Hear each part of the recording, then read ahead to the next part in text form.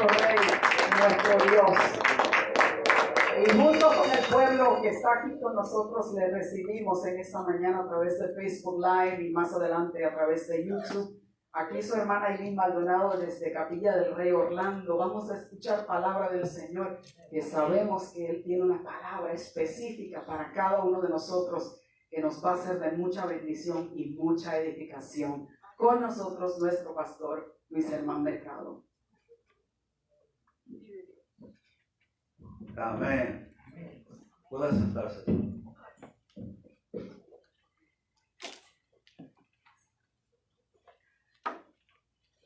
Yo quiero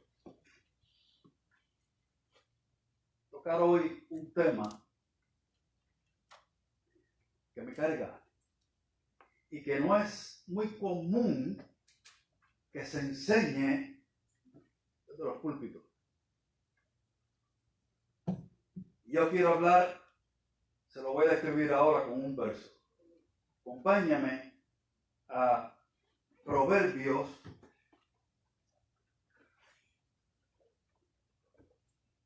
capítulo 18 y verso 21.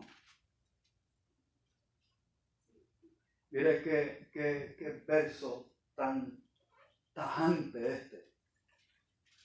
Y usted escuchó bien, dije tajante. Proverbios 18, 21. Dice la palabra de Dios: la muerte y la vida están en poder de la lengua, y el que la ama comerá de sus frutos. ¿Qué tiene la lengua? Poder. ¿Y qué está en virtud de ese poder? La vida y la muerte. Vida y muerte están en poder de la lengua. Oiga, si leyéramos rápido este libro de Proverbios, vamos a encontrar que tal cosa como la lengua está presente en la mayoría de sus pasajes. Yo quiero llamar su atención que cuando está hablando de la lengua, está hablando de lo que ocurre a través de ella, es decir, las palabras. Las palabras. Y yo quiero parafrasear otra vez ese verso ahora, ese verso 21. La muerte y la vida están en poder de las palabras. La lengua pronuncia, es en las palabras. Mire, si fuéramos un poco más adelante en el capítulo 12,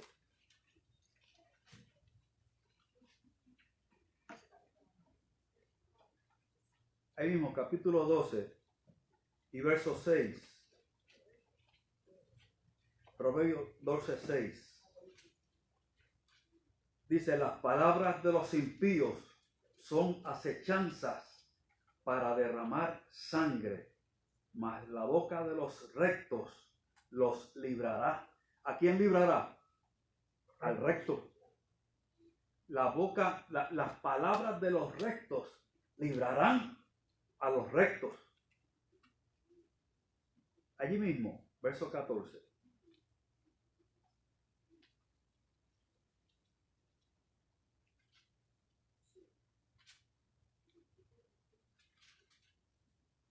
Verso 14 dice: el hombre será saciado del bien del fruto de su boca, y le será pagado según la obra de sus manos. Dice, el hombre será saciado del bien del fruto de su boca. Y aquí identifica ahora la palabra con fruto. ¿Por qué? Porque Jesús dijo que de la abundancia del corazón habla la boca. Es decir, la palabra es fruto de lo que hay en el corazón. Hablamos lo que está en nuestro corazón. Es lo que pronunciamos. ¿Usted quiere conocer a una persona? Escúchela. Escuche en términos de qué habla. ¿Qué es lo que ocupa su corazón? No podrá conocer su corazón solo lo conoce Dios. Pero ¿qué es lo que más le ocupa? Es aquello de lo que más habla. ¿Qué es lo que más ocupa su mente, su corazón? Es aquello de lo que más habla. Ahora acompáñame allí mismo al verso 17. 12:17. El que habla verdad declara justicia, mas el testigo mentiroso engaño. Hay hombres cuyas palabras son como golpes de espada. Ay, ay, ay. Dice que cuando hablan, sus palabras son como golpes de espada, mas la lengua de los sabios es medicina. ¿Y quién decide eso? Eso lo decido yo. ¿En qué consisten mis declaraciones, mis palabras? ¿Qué son? ¿Espadas o son medicinas? Porque este órgano, y vamos a ver ya mismo en Santiago, este órgano no opera por sí solo. Jesús dijo: de lo que abundar en el corazón, de eso habla la boca. Verso 22. Los labios mentirosos son abominación a Jehová, pero los que hacen verdad son su contentamiento. Un poquito más adelante, capítulo 6 y verso 16. Y yo quiero ampliar ese último pasaje que acabo de leer. 6:16 de Proverbios dice: 6 cosas aborrece Dios. Escuche bien. Hay 6 cosas que Dios aborrece. Y aún hay una séptima que abomina su alma. ¿Qué es abominar? Hay 6 que Él las aborrece. Y hay una séptima que su alma la abomina, la detesta. Número 1, los ojos altivos. El altivo de corazón. Dice que el altivo de corazón mira de lejos. Los ojos altivos, la lengua mentirosa. Esa es una cosa que aborrece Dios. La lengua mentirosa. Las manos derramadoras de sangre inocente. El corazón que maquina pensamientos inicuos. 5, los pies presurosos para correr al mal. 6, el testigo falso que habla mentiras. Y el que siembra discordias entre hermanos. Esa es la séptima. Aquella de la cual dice que Dios abomina. Dice, la séptima es el que siembra discordia entre hermanos. Es decir, una discordia que no existía, pero Él la sembró. ¿Cómo se siembra una discordia? ¿Se ha preguntado? ¿Cómo es que se siembra una discordia? No la había. Vino esta persona de quien habla aquí y la sembró. ¿Cómo la siembra? Con palabras. Así es como se comienza a sembrar una discordia. Es decir, hablando, dice que esa discordia es entre hermanos. Eran hermanos. Vino un tercero y sembró discordia entre hermanos. Y la sembró con palabras. Por eso el primer verso que leí dice que vida y la muerte están en poder de la lengua. Vino un tercero y sembró palabra de discordia donde no había discordia. ¿Hasta dónde puede llegar eso? Eso puede llegar tan distante como que el fin de la historia de aquellos dos. Aquella discordia se mantuvo durante años y años y años y años. ¿Y qué efecto tuvo sobre ellos? Puede haber sido devastador. Por eso, vida y muerte están en poder de la lengua. Capítulo 13. Aquí mismo en Proverbios. Y verso 5. El justo aborrece la palabra de mentira, mas el impío se hace odioso e infame. 14, verso 23. En toda labor hay fruto. Oiga, ¿en cuánta labor hay fruto? En toda. No hay labor infructuosa. En toda labor hay fruto. Todo depende de qué fruto. En toda labor hay fruto. Más las vanas palabras de los labios empobrecen. Y ahí también hay fruto. Pero un fruto negativo. Porque vida y muerte están en poder de la lengua. Capítulo 15, el último verso de Proverbios que quiero leer hoy. Verso 1. 15:1. La blanda respuesta quita la ira, mas la palabra áspera hace subir el furor. ¿Usted ha visto eso? ¿Lo ha visto en alguien? ¿Lo ha visto en usted? ¿Sabe cómo ablandar? ¿Sabe cómo quitar la ira? Con una respuesta blanda. Es decir, cuando al airado yo le respondo de forma blanda, si le respondo de forma dura, mis palabras son duras, la ira aumentará. Eso seguirá creciendo. ¿Hasta cuándo puede crecer? Puede encender, dice Santiago, un bosque, todo un bosque. Verso 2. La lengua de los sabios adornará la sabiduría, mas la boca de los necios hablará sandeces. Ay, ay, ay.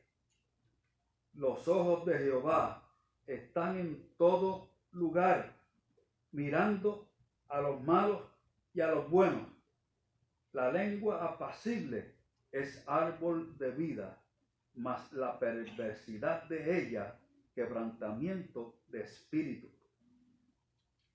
La perversidad de la lengua, es decir, de las palabras, puede llegar a ser quebrantamiento de espíritu. ¿Y por qué? Por el poder que tienen nuestras palabras. Por el poder que tiene lo que yo hablo. Con las palabras destruimos, con las palabras desanimamos. Las palabras cambian relaciones. Se mejoran o se afectan. Se crean o desaparecen. No solo es afectado el oyente, sino también el parlante. Nunca consiste en algo unilateral. Siempre ocurre de forma bilateral. Los 12 espías fueron enviados por Moisés a la tierra de Canaán cuando iban a comenzar a entrar. Cuando ya estaban en los comienzos de la tierra prometida, después de haber caminado 40 años, y la generación primera quedó postrada en el desierto, y entraron solo unos pocos, muy pocos, de los que salieron inicialmente. Y Moisés envió 2 espías a reconocer la tierra. Cuando regresaron a dar el reporte, usted conoce la historia.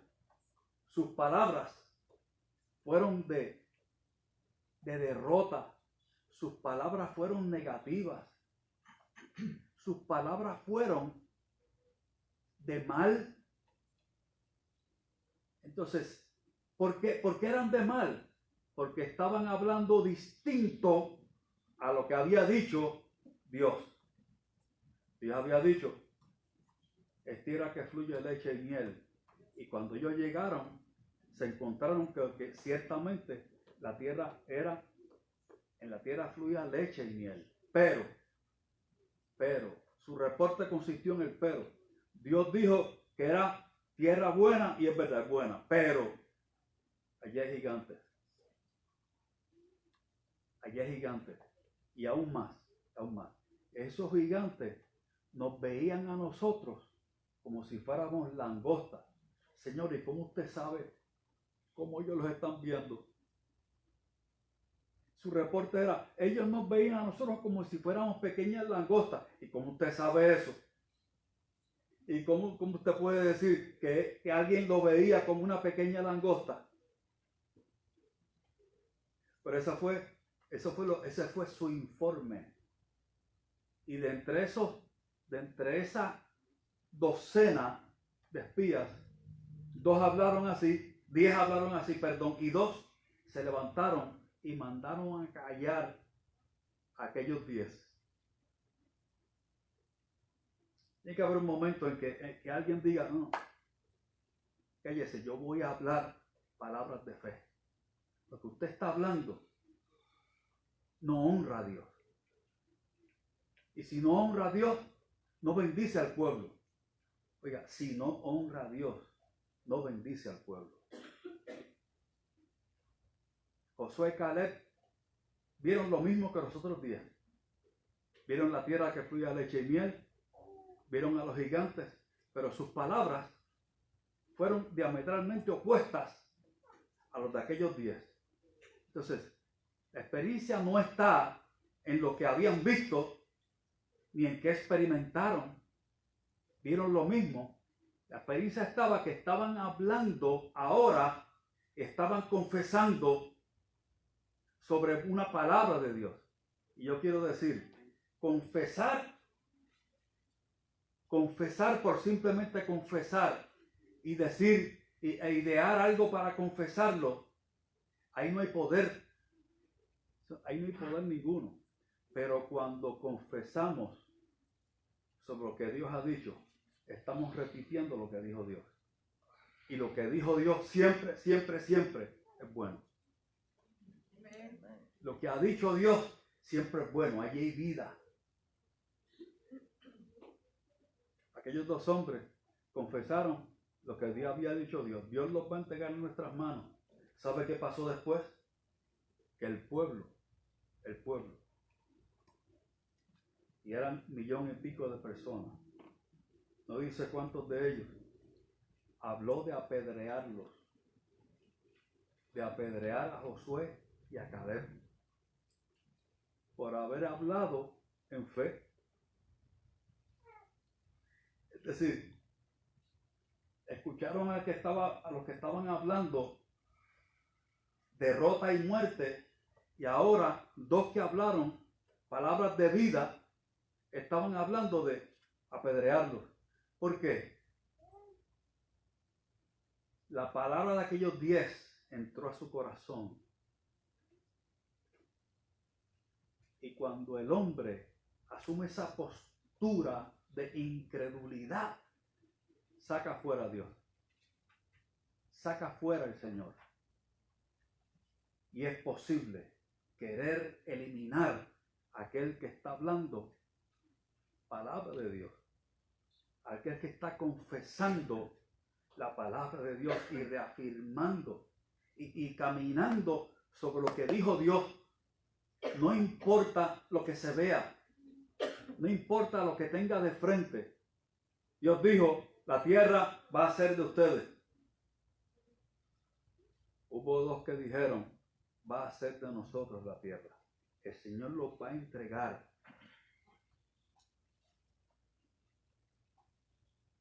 Es la palabra que le decimos a otros. Todas estas palabras que he mencionado es la palabra que le decimos a otros. Ahora, yo quiero decirle que hay palabras que nos las decimos a nosotros mismos. ¿Usted y yo? hay palabras que las dirigimos hacia nosotros mismos. Usted va a Primera de Samuel y allí hay un personaje que pocos recuerdan. Se llamaba Mefiboset. David había tenido amistad, una profunda amistad con su padre, que era hijo de Saúl, el rey. Y Saúl fue ungido por Dios como rey de Israel. Pero no fuese hasta 11 años después que David ocupó el trono. Y ahora cuando era rey, David recordó en palacio un día y preguntó, ¿habrá alguien de la casa de Saúl a quien yo deba hacer misericordia? Y aquí estaba dando al traste porque usualmente los reyes cuando subían al trono se olvidaban de los que fueron antes que él. Pero este hombre que servía a Dios se acordó. Porque cuando Jonatán vivía, él me pidió que de la misma forma que hizo misericordia conmigo, que hiciera yo con su casa, con su descendencia. Y ahora él ya no estaba, había muerto. Pero quedaba, preguntó, ¿hay alguien de la casa de Saúl? Sí, hay alguien. Hay alguien en Dolebar, allí en tierra de tristeza. Allí vivía en tierra de tristeza. Cuando lo fueron a buscar, vino temblando. Se acercó a David temblando, pensando que le iban a hacer algún daño por ser descendiente de Saúl. Él no sabía que David le estaba esperando para mostrarle gracia, misericordia y favor. Y cuando se presentó delante de David, le preguntó, dime, ¿eres tú descendiente de Saúl? Sí, yo soy hijo de tu siervo, Jonatán. ¿Y cómo te llamas? Mefiboset. ¿Y cómo tú estás?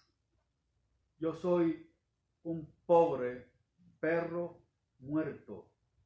Y yo no entiendo cómo alguien como tú te estás dirigiendo a mí. No entiendo. Sucede que este hombre, cuando era niño, estaba siendo atendido por una nodriza. Y cuando en medio de la batalla donde murió tanto a su abuelo como a su padre, la nodriza corrió y el bebé se le cayó y quedó lisiado de sus pies, ambos pies. Cuando David lo mandó a llamar, ya era un adulto. Y cuando lo abordó, cuando le preguntó cómo tú estás, su respuesta fue, yo soy un pobre perro muerto. Si eso es autoestima, su autoestima estaba pero muy baja. A tal punto que lo que hablaba de él mismo era en esos términos. En mí no hay nada. Yo no soy digno de estar aquí delante de ti. Ahora es el rey. Pero mire cómo es la gracia. Mire cómo es la gracia. Inmediatamente el rey David le dijo, yo quiero compartir mi vida contigo. Yo quiero compartir mi palacio contigo. Yo quiero que tú comas a la mesa mía todos los días. Aquel hombre jamás hubiera tan siquiera imaginado que el rey David le hubiera dirigido una palabra aunque fuera a la distancia. Pero ahora estaba el rey diciéndole, por favor, come conmigo a mi mesa. Participa de lo mismo que yo como, vas a comer tú. El rey lo mandó a llamar y fue para bien. Y las palabras, lo que pronunció David sobre su vida era diametralmente opuesto a la que él estaba confesando de sí mismo. Él decía, soy un perro muerto. David le estaba diciendo, tú eres descendiente de rey. Y como descendiente de rey comerás a mi mesa. Y lo que fue de tu padre, todas las tierras que fueron de tu padre, te serán devueltas. Y eran tierras y tierras y tierras y tierras. Y la vida de aquel hombre cambió en cosa de unos cuantos minutos. Estaba cambiando la vida. ¿No es así cuando venimos al Señor? ¿No es así cuando venimos al Señor? Yo decía, yo soy como un perro muerto. Esas eran las palabras que yo tenía de mí. Pero me acerqué al Señor y el Señor me dijo, comerás hoy desde mi mesa. Desde hoy en adelante comerás de mi mesa. Y es la promesa de Dios para todo aquel que a Él se acerca. Que cómo tú te ves. Eso no es lo importante aquí. Lo importante es que aprendas a hablar como habla Dios. Dios dice, eres descendiente de rey, linaje santo, sacerdocio santo. Eso es lo que tú eres. ¿Quieres confesar otra cosa? No lo hagas. No confieses otra cosa. No digas otra cosa. Soy hijo del rey. Y de la mesa del rey comeré por todos los días de nuestra vida. Amén. Usted da ese amén otra vez más fuerte. Amén. Amén y aleluya. El rey le estaba enseñando a Mefiboset cómo hablar, cómo pronunciarse a sí mismo. Dije que hablamos de otros, dirigimos palabras a otros. Yo quiero garantizar que lo que yo digo de otros es lo mismo que dice Dios. Oiga, yo quiero garantizar que lo que yo digo de otros sea para bien y nunca para mal. Que lo que yo digo de otros es lo que ha dicho Dios. No menos, no más. Porque que mi palabra tiene que ser la oportuna, la tan oportuna de dar gracia a los oyentes, así dice un verso, para edificación. La Biblia habla de Noemí, esta mujer judía que perdió a sus 2 hijos. Oiga, se ha preguntado que para eso no hay nombre. Hay nombre para quien pierda a su cónyuge, se llaman viudos. Hay nombre para quien pierda a un padre, se llama huérfano. Pero no hay nombre para un padre que pierde un hijo. ¿Cómo se le llama? No hay. No hay. Y esta mujer, en medio de una hambruna que había en la tierra, perdió a sus 2 hijos. Y poco después perdió a su esposo. Ahora era viuda. Ya no tenía hijos. El nombre Noemí significa placentera. Eso significaba su nombre. Decidió volver a Jerusalén, donde también había hambre. Y la quiso acompañar su nuera, Ruth.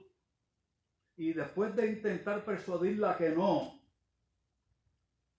aquella joven, que ahora también era viuda, se mantuvo hablando, creyendo y hablando, y le dijo, yo te seguiré donde quiera que vayas. Tu pueblo será mi pueblo y tu Dios será mi Dios. El pueblo de ella estaba viviendo en hambre. Pero yo te voy a acompañar, aunque sabía que estaban viviendo en hambre. Y ese pueblo será el pueblo mío. Y ya era gentil. Tú eras gentil. Cuando llegó a Israel, sus conocidos se acercaron para agasajarla. Le dijo, no me llamen más Noemí. Yo quiero cambiar mi propio nombre. Quiero llamarme ahora Mara, que significa amarga. Ya no soy placentera, ahora soy amarga. Pero esta mujer estaba olvidando que Dios tiene poder para cambiar la amargura en dulzura, que Dios tiene el poder para libertar de la amargura permanentemente y para siempre.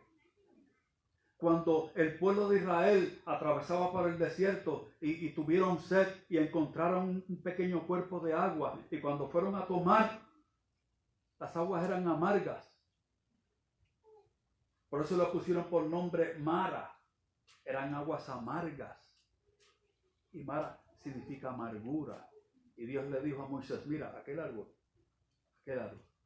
córtalo y lánzalo en ese pequeño cuerpo de agua. Moisés lo hizo y las aguas se endulzaron. ¿Qué árbol era? Yo no sé. No importa. Lo que sí importa, ¿sabe qué? Que por palabra de Dios lanzó el árbol en el agua y las aguas se endulzaron y 1,5 millones de personas pudo tomar agua aquel día. Noemí estaba olvidando eso y quería llamarse Mara. Pero si usted lee el libro, sigue leyendo el libro de Ruth, se encontrará con que aquella joven en fe se mantuvo creyendo y caminando y alargó su mano de lo que había. Estaban espigando en el campo y Noemí se acercó para coger de lo que los espigadores dejaban caer al piso. Aquellas espigas que caían al piso, según la ley de Moisés, le correspondían a ella. La ley de Moisés establecía que si alguien entraba al campo y estaban espigando, todo lo que cayera al suelo le pertenecía, para que nadie pasara hambre. Es decir, cualquiera que estuviera en necesidad se acercaba a aquel campo y recogía, y eso le pertenecía. Eso hizo Ruth. En fe, alargó su mano y tomó de lo que podía tomar, no quejándose contra Dios por lo que no tenía, sino dando gracias por lo que sí tenía. ¿Ve la diferencia? Hasta que el dueño del campo se acercó a Ruth, Booz, y resulta que Booz, por la ley del levirato, era quien le correspondía casarse con Ruth, que era el pariente más cercano. Booz la tomó por mujer. Escuche bien. Ruth concibió y del fruto de su vientre hubo una segunda generación. Y en la tercera generación, escúchenme, nació el rey David.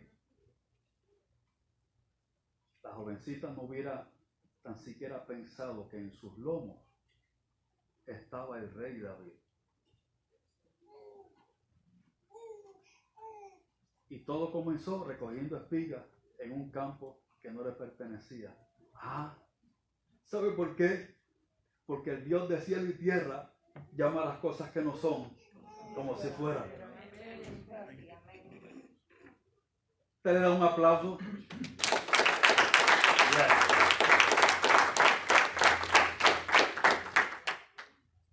Un día Jesús predicaba, enseñaba. Estaba siendo rodeado por una multitud y todos le apretaban. Y una mujer que tenía flujo de sangre se acercó por detrás. No podía acercarse por el frente. Oiga, cuando usted encuentra en la Biblia detalles como ese, pregúntese, ¿por qué? No podía por el frente. Una mujer de flujo de sangre no podía estar allí. Se supone que ella estuviera lejos, porque la ley de Moisés la declaraba inmunda. Y todo aquel con quien ella tuviera un pequeño roce quedaba inmundo también. Y la mujer dijo, me voy a acercar por donde puedo y se acercó por detrás. Y dice el pasaje, porque ella decía con sus palabras. Oiga, esta mujer llevaba 12 años con aquel flujo de sangre, 12 largos años, 12 largos años, desnutrida, pero más aún desconectada del resto de la sociedad, inclusive de sus seres más queridos, porque no podía tener contacto con nadie. No podía estar cerca de sus hijos, cerca de su esposo, cerca de sus padres, de nadie.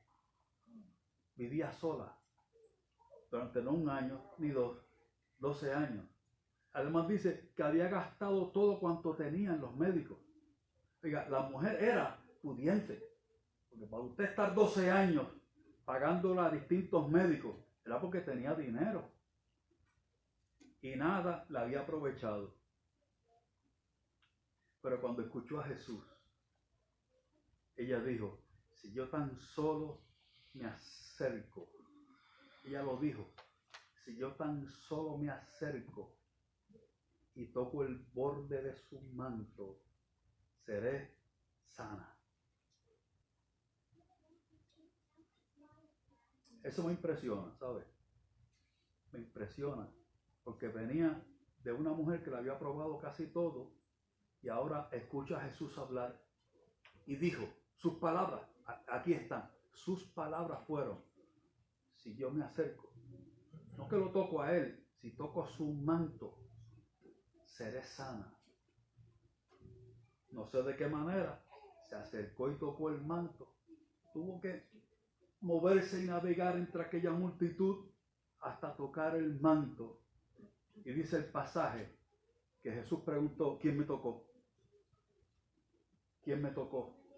Y los discípulos, aquella pregunta de Jesús le impresionó. Señor, pero todos te tocan y todos te empujan y te aprietan. ¿Por qué tú dices, quién te tocó? Si hay una multitud tocándote. Sí, pero aquí hubo un toque distinto. Hubo un toque distinto a todos los demás. Mire, es la forma de tocar distinta de entre una multitud, que era una multitud, y ninguno de aquellos toques Jesús lo sintió. Pero hubo un toque de fe. Y ese lo sintió. ¿Sabe por qué? Porque dijo él, poder ha salido de mí. ¿Cuándo comenzó? Cuando ella dijo, si yo toco su manto, seré sana. Yo le garantizo, oiga bien, yo le garantizo que ella sabía que los mantos no sanan. Usted sabe que los mantos no sanan, ¿verdad? Pero ella no podía hacer nada más, ella no podía tocar a Jesús. Jesús hubiera quedado inmundo según la ley de Moisés. Tocó el manto y poder salió de él. E inmediatamente la fuente de su sangre se secó. Oiga, 12 años. Aquellos 12 años temblaron ante la presencia del Dios de cielo y tierra. La mujer quedó sana. Esto lo decimos aquí muy fácil. Se dice fácil, ¿verdad? 12 años. Ella lo dijo, voy a ser sana. Extendió, se movía entre la multitud, lo tocó, quedó sana. ¿Cuántas veces usted ha escuchado esa historia bíblica? Si lo considera bien, aquella mujer volvió a vivir prácticamente de entre los muertos. El pasaje se detiene allí. Yo quiero decirle qué pasó, aunque no lo dice. Yo quiero decirle qué sucedió con aquella mujer. Se convirtió en testigo de Cristo. Se convirtió en testigo de Cristo, porque cuando todo lo demás había fallado, cuando ya no había más esperanza, cuando ya no había más que gastar, a quien acudir, Ella dijo, si toco su manto, yo seré sana. Oiga, una confesión positiva no tiene ningún valor. ¿Oyó? No estoy hablando de que tenemos que ser gente que hablan positivamente. No, eso es una persona positiva. Estoy hablando de que una persona que confiesa fe es alguien que está repitiendo lo que ha dicho Dios. Está confesando sobre una palabra de Dios y no confesando sobre un antojo suyo, sobre un simple deseo suyo o sobre una forma de pensar suya. Está confesando sobre una palabra de Dios. Yo no voy a extenderme mucho más. Acompáñenme, 1 Corintios capítulo 15.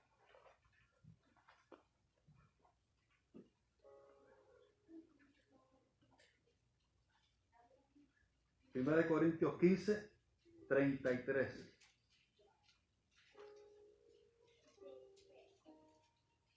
Oiga, este capítulo completo está hablando acerca de la resurrección. Resurrección de Cristo y la resurrección de todo aquel que vive en Cristo.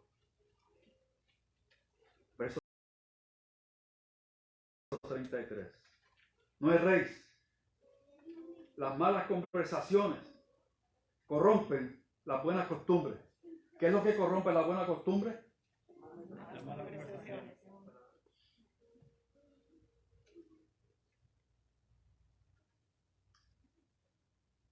Les dije primero cuál es el contexto doctrinal, la resurrección de Cristo y la resurrección de los santos, del pueblo de Dios. Ese es el tema. ¿Y por qué Pablo tocó esto? Porque había algunos introduciendo herejías destructoras en la iglesia. Y una de las herejías que estaban introduciendo a la iglesia en el tiempo de Pablo era que la resurrección no existía. Cuando habla ahí de las malas conversaciones, era esa era la conversación. La resurrección no existe. ¿Y qué poder tiene eso? Tiene poder para corromper la buena costumbre de creer según la sana doctrina. Eso se puede corromper. Por lo tanto, dice Pablo, no prestes oído a malas conversaciones, porque aún las buenas costumbres se pueden corromper. Último pasaje mío hoy, Romanos capítulo 10, verso 8 al 10.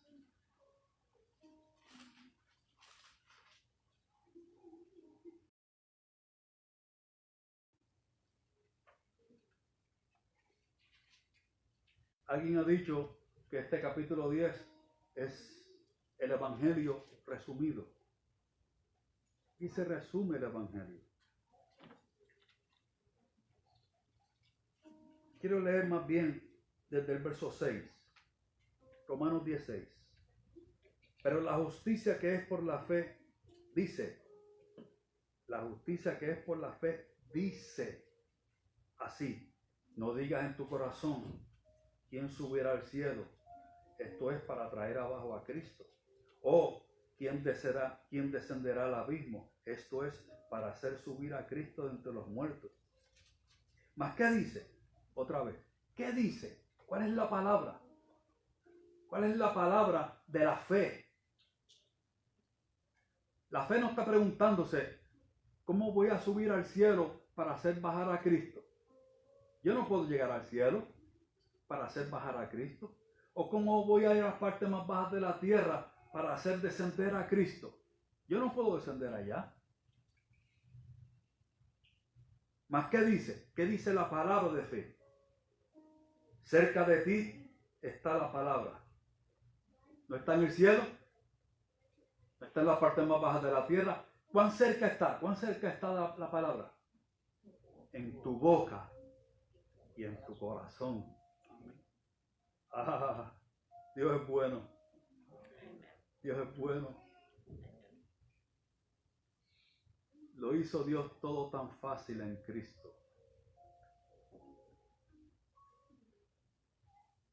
Lo que era imposible para el hombre, Dios lo hizo posible en Cristo. Era imposible subir al cielo para encontrar a Cristo. Era imposible subir a las partes más bajas de la tierra para encontrar a Cristo. Entonces, ¿dónde está? Está en tu corazón. ¿Qué es lo que está allí? La palabra. Es decir, la vida cristiana comienza con palabra. Cerca de ti está la palabra, en tu boca y en tu corazón. En tu corazón. Esta es la palabra de fe que predicamos. Ahora, explica que si confesares con tu boca, que Jesús es el Señor, y creyeres en tu corazón que Dios le levantó de los muertos, serás salvo. Porque con el corazón se cree para justicia, pero con la boca se confiesa para salvación. ¿Tú crees en tu corazón que Jesucristo es el Señor? ¿Y confiesas con tu boca que Dios le levantó de los muertos? Dice ahí, serás salvo. ¿Usted ve dónde está la palabra? Usted ve que estaba no solamente el corazón, con el corazón se cree para justicia, pero con la boca se confiesa para salvación. Allí está el uso de la palabra. La palabra que dice Señor, dijo alguien, alguien que todavía no conocía nada de esta palabra, dijo, acuérdate de mí cuando vengas en tu reino. Lo dijo, lo verbalizó. Antes lo había pensado, estaba en su corazón. Acuérdate de mí cuando vengas en tu reino.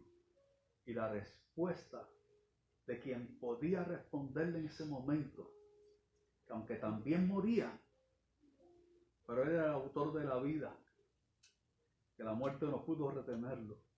Le dijo, de cierto te digo, que hoy estarás conmigo en el paraíso. Aquel hombre pensaba en un futuro. Acuérdate de mí cuando vengas en tu reino. Pero la respuesta de Jesús fue para hoy. Hoy estarás conmigo en el paraíso. Creyó en su corazón, pronunció la palabra. Y yo creo que tú eres el Señor. Yo creo que tú eres Señor. Dice Romanos, será salvo. Algún día yo quiero conocer a ese hombre. Yo quiero conocerlo.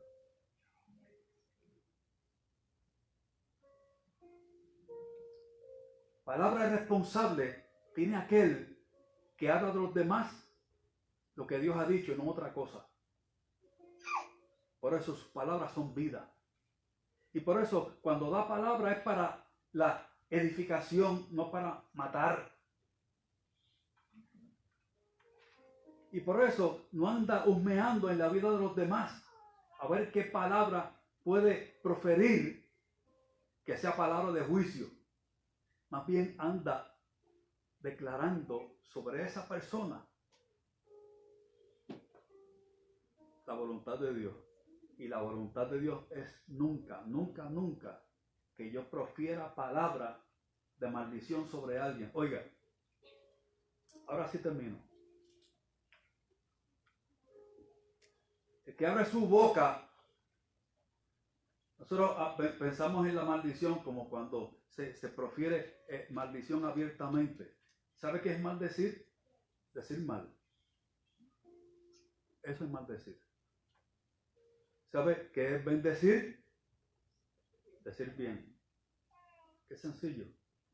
¿Cuánto se ignora eso? ¿Y cuánto se omite eso voluntariamente? Cuando pronuncio palabra distinta sobre otros de lo que Dios ha dicho, estoy maldiciendo. Por eso, cuidado.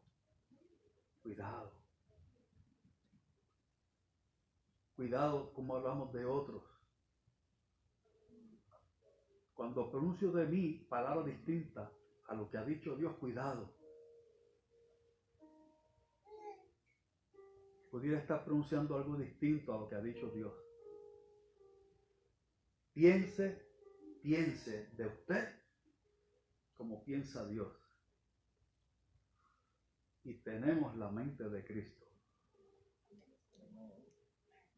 Hable de usted como habla Dios, no menos. No más, no menos.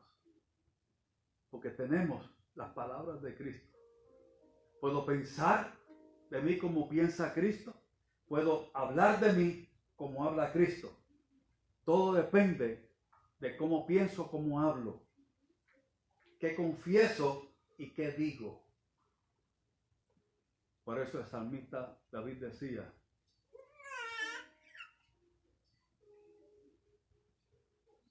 me espera el bien en la casa de Jehová todos los días de mi vida. Y cuando dijo eso, estaba pasando por un momento difícil. Lo que estaba diciendo era: lo que yo estoy viviendo ahora mismo no dice la verdad del resto de mi vida.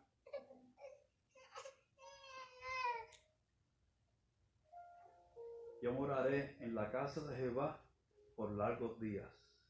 Amén. Y estaré allí para contemplar su hermosura. Estemos puestos de pie.